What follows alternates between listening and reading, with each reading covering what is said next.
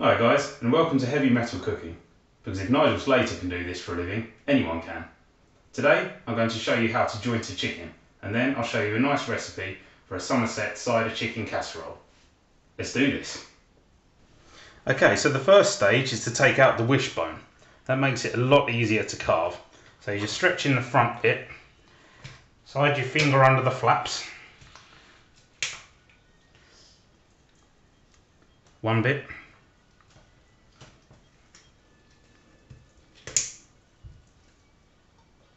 and there's another bit. Right, next I'm going to take the leg off. So I've got my knife here and I make a small incision along here. I don't go through the flesh, just through the skin. And then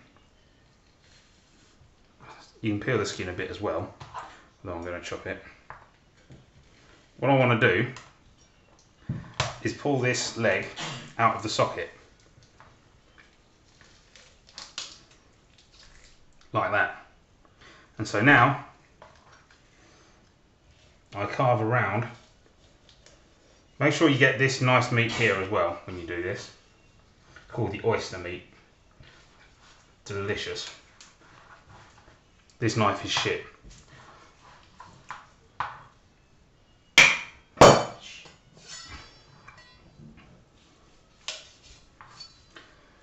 So there's the leg off. Do the same on the other side. Small incision.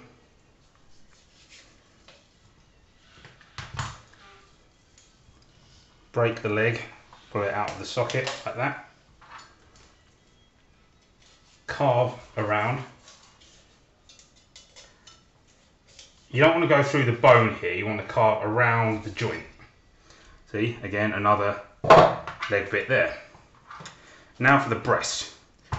My chopping board has migrated slightly eastward, so I'll move it back here. I feel the spine of the chicken, or rather the breastbone, because the spine's around the other side. I wasn't very good at biology. And then the knife goes down here,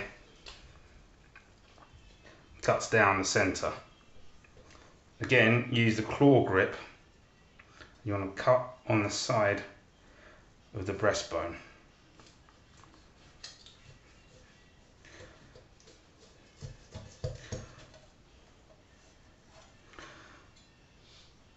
There's a small bone in here, you just cut around there. You can roast this whole thing without taking the breast meat off, with just the legs off. It's what's known as a crown. Cut through this annoying skin at the front.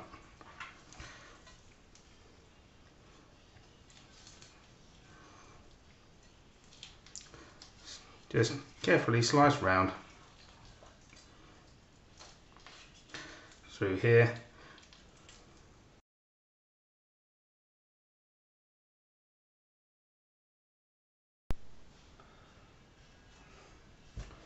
Okay, as you can see, I've already taken one breast off this chicken. The reason you didn't see me do that is because I cut myself like an idiot, so I thought I'd show you how to do it properly. Basically, you find where the breast is, and you find that there's a bone that runs down the front, and you just make a small incision. And you just follow the breastbone.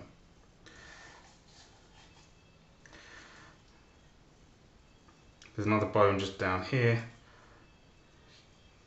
Carve around that.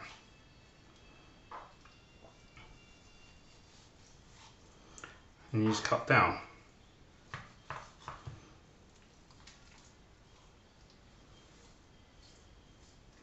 Just make small little cuts.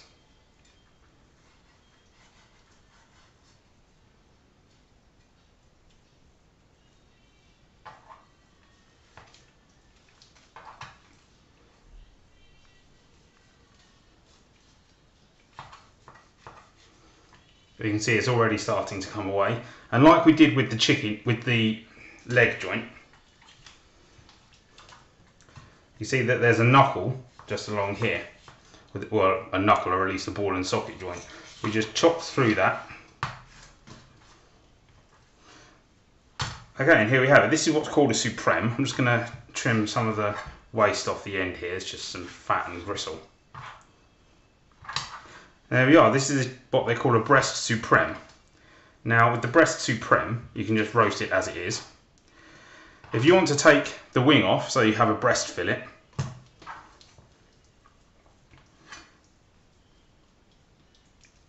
there's this knuckle here. Again, ball and socket joint, they often call it the knuckle, that's why I keep getting it confused. But anyway, it's along here and you just slide your knife in there and chop down. I'm not going to do that today because I'm going to use all of these, but there we are.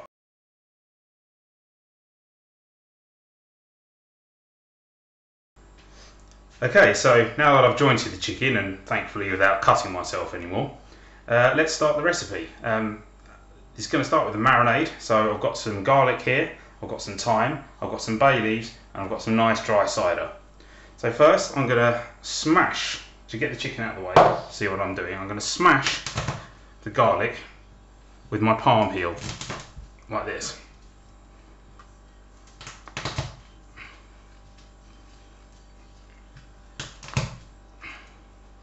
Okay, so it's nice and opened up. Plop that in, and I get my thyme. Now, I'm bruising the leaves deliberately here. The reason for that, it'll let the juices from the leaves seep out into the marinade, which is what I want. I want all the flavours to infuse overnight. And again with this one, I can actually smell the thyme as I'm doing this because of the pressure. Lovely smell.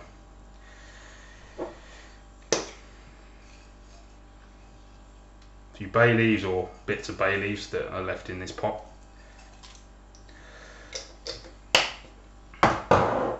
And last but not least,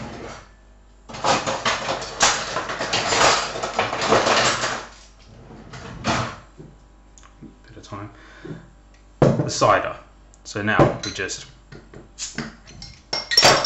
use the whole thing.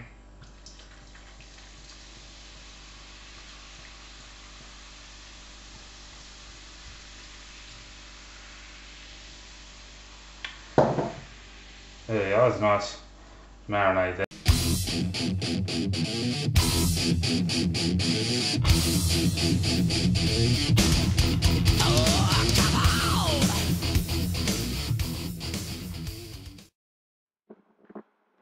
Begin with a heavy base casserole dish and fry off some bits of bacon in the pan. I've used good quality British streaky bacon. After a while they go crispy, then discard them. Next, brown the chicken on all sides and then remove it to a plate while you get on with the next stage.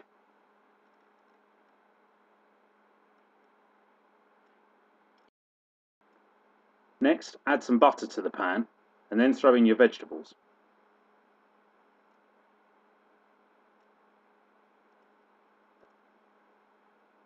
Give them a good stir.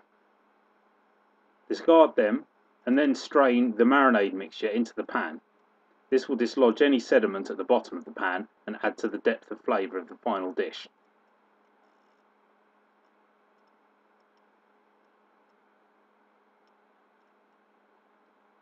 Make sure you use your wooden spoon to really give it a good thrashing in the bottom. Next, find a bigger casserole dish, because the first one obviously wasn't big enough, and then strain the gravy in on top of the chicken, and add the vegetables in, and finally the chicken stock. Every now and then, skim the fat off the surface of the gravy. Using kitchen roll can also be quite helpful for this.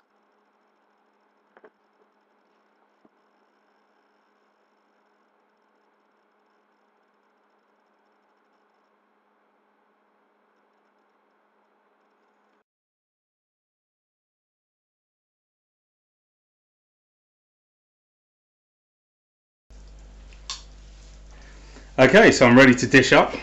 Put my chicken there next to my cold cannon, which is mashed potato mixed with cabbage, which is awesome. And get a nice bit of sauce on there to go with it.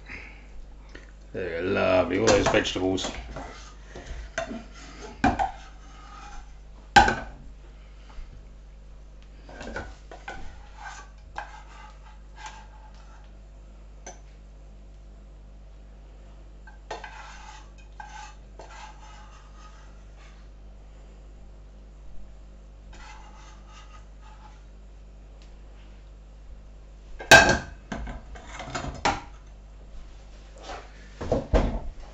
There we go, but now to find out what my flatmate thinks.